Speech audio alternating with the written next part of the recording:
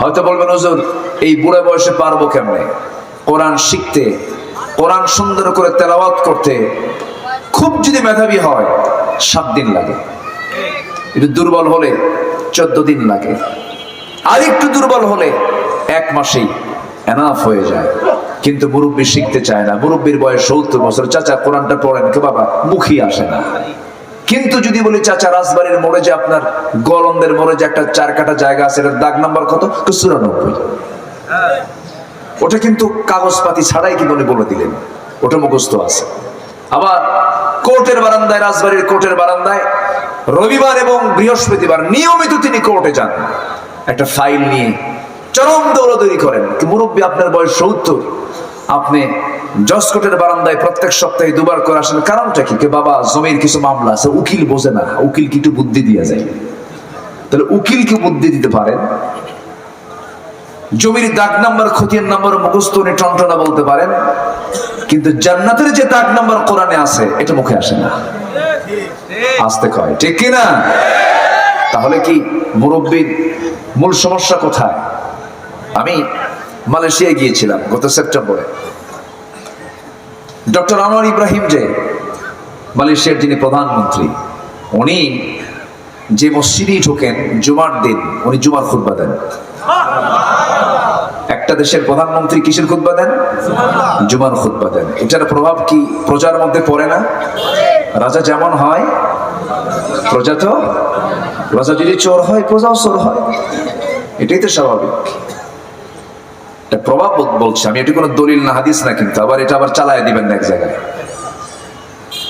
তো একটা দেশের প্রধানমন্ত্রী তিনি জুমার খুতবা দিচ্ছেন, 60% মুসলিম সে দেশে, সেখানে এমন কোন মুসলিম নাই যে কথা বলা শিখেছে, শিশু থেকে শুরু করে একদম অবাল বৃদ্ধ বনিতা পর্যন্ত। ক্লাস 8 লেভেলে উঠলেই তাদের শিক্ষার এমন একটা সিস্টেম, অটোমেটিক্যালি তাদের 2 থেকে 3 পারা কোরআন মুখস্থ হয়ে যায়। সব জায়গায় কোরআনটাকে তারা বাধ্যতামূলক করে দিয়েছে শেখা। এটা কি আমার দেশে আছে? আসতে বলবেন না আছে? তাহলে ভাইবা বোর্ড কেন, ইন্টারভিউ বোর্ড কেন? প্রত্যেকটা ইন্টারভিউ বোর্ডে যদি বলা হতো যে মুসলিম শিক্ষার্থী, যে মুসলিম স্টুডেন্ট, অবশ্যই তাকে ইন্টারভিউ বোর্ডে কোরআনে কারীমের যে কোনো একটা পৃষ্ঠা থেকে তাকে তেলাওয়াত শোনাতে হবে, বলেন তো এই দেশে কোন শিক্ষার্থী কোরআন কি না শিখে থাকতে পারতো? না শিখে থাকতে পারতো? এমন কোন সিস্টেম কি আছে বলেন তো? নাই। তাহলে যে শিক্ষা আপনাকে নামাজ পড়াতে শিখায় না, যে শিক্ষা আপনাকে নামাজ সহি করাতে শিখায় না, অবশ্যই তার মধ্যে কিছু সমস্যা আছে না নাই? আমি যেহেতু রমজান দোরগোড়ায়, সবার কাছে আমি একটা প্রথম উদাত্ত আহ্বান জানাবো, রমজান মাস কোরআনের মাস, কোরআন নাজিলের মাস। এই মাসটাকে আমরা কোরআনকে জানার জন্য, যারা কোরআন পড়তে পারি তারা জানবো। রমজান মাসকে আমরা কোরআন শেখার জন্য আমরা বরাদ্দ করব। রাজি আছি সবাই? সবাইকে রাজি আছি? আগামী রমজান হবে কোরআন শেখার রমজান। হয়তো বলবেন হুজুর এই বুড়ো বয়সে পারবো কেমনে কোরআন শিখতে, কোরআন সুন্দর করে তেলাওয়াত করতে?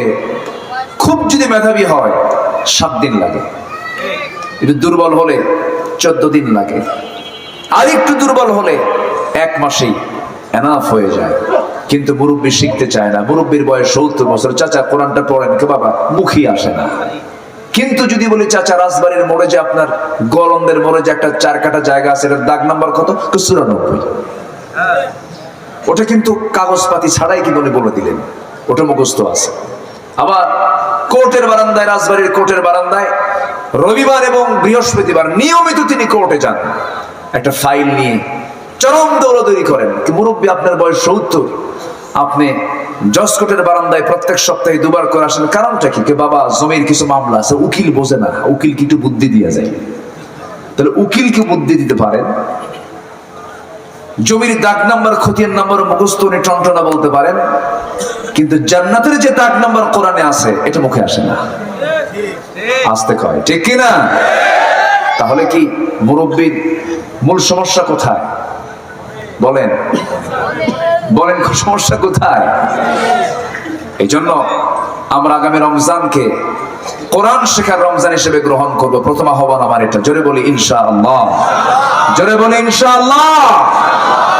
যদি আপনি বলেন কোরআন বলো তো জাহান্নামে যাবার 1 নম্বর কারণটা কি? নামাজ না পড়া। আর নামাজকে সহি করার 1 নম্বর মাধ্যম কি? কোরআনটাকে সহি করা। অথচ এতটুকু ন্যূনতম কাজও এই জাতির এখনো শেখা হলো না। আমার বুকটা ফেটে যায়, জানেন, বুকটা ফেটে যায়। ট্রান্সজেন্ডার নিয়ে কি তুলকালাম, সিলেবাসে ঢুকানোর কোনো কিছু পায় না, এগুলো ঢুকায়। আল্লাহ রাব্বুল আলামিন বলেন, فخلف من بعدهم خلف أضاعوا الصلاة واتبعوا الشهوات فسوف يلقون غيا। আল্লাহ রাব্বুল আলামিন সূরা মারিয়ামের ভিতরে বলছেন, যে সমস্ত বান্দাগুলো এই দুনিয়ার জিন্দেগিতে 2টা অপকর্ম করে দুনিয়া থেকে বিদায় নেবে, আমি তাদেরকে শুধু জাহান্নাম নয়, জাহান্নামের গাই নামক গর্তের মধ্যে আমি তাদেরকে ঢুকায়া ছাড়াবো। আল্লাহ এত রাগ করে কথা বলেছেন, জাহান্নামের গর্ত, যে গাইটা গর্ত আছে, এই গাই নামক গর্তটা এতটাই ভয়ঙ্কর যে জাহান্নাম পর্যন্ত তার নামটা শুনলে ভয় পায়। এত ভয়ঙ্কর সেই জাহান্নামের গর্তের ভিতরে ওই বান্দাকে জাহান্নামের গর্তের মধ্যে ঢুকাবেন। 1 নম্বর অপরাধ, যারা নামাজটাকে নষ্ট করে ফেলেছে, নামাজটা যারা পড়ে নাই অথবা নামাজ পড়েছে সহি হয় নাই, যাদের নামাজ নষ্ট হয়েছে বা নামাজটাকে যে ছেড়ে দিয়েছে। নাম্বার 2 হলো নফসের দাসত্ব যে বান্দা করেছে, মন যা চায় তাই যে করেছে। এই 2টা অপকর্মের জন্য আল্লাহ রাব্বুল আলামিন তাদেরকে জাহান্নামের গাই নামক গর্তের মধ্যে ঢুকায় দিবেন। জোরে বলি নাউযুবিল্লাহ। সেই জাহান্নাম থেকে বাঁচার জন্য আমার আপনার চেষ্টা করার দরকার আছে না নাই? আসতে বলবেন না, আছে না নাই? আছে। এই জাতির যারা শিক্ষা ডিপার্টমেন্টের রাহবার, শিক্ষাকে নিয়ে যারা জাতিকে নিয়ে চিন্তা করলেন, শিক্ষার উপরে যারা চিন্তা গবেষণা করলেন, তারা কি কারিকুলাম দিলেন যে স্বাধীনতার 53 বছরে এই পর্যন্ত এই দেশের মুসলমান ম্যাক্সিমাম কোরআনটাকে সহি করে অন্তত পড়া শিখলো না। অবশ্যই অবশ্যই ব্যর্থতা না চরম ব্যর্থতা, চরম ব্যর্থতা। এখানে অনেক মুরব্বী আমি দেখতে পাচ্ছি, মধ্যবয়সী মানুষ দেখতে পাচ্ছি, কারো জীবনের 70 বসন্ত পার করেছেন, রমজান পার করেছেন, কেউ 60 বছর, কেউ 50 বছর, কেউ 40 বছর পার করেছেন। রমজান কিন্তু বারে বারে আমাদের দোরগোড়ায় চলে আসে। কিন্তু দুঃখজনক হলেও সত্য, আমার দেশের ম্যাক্সিমাম মুসলমান কোরআন কি সহি করে পড়তে পারে? আসতে বলবেন না, পড়তে পারে?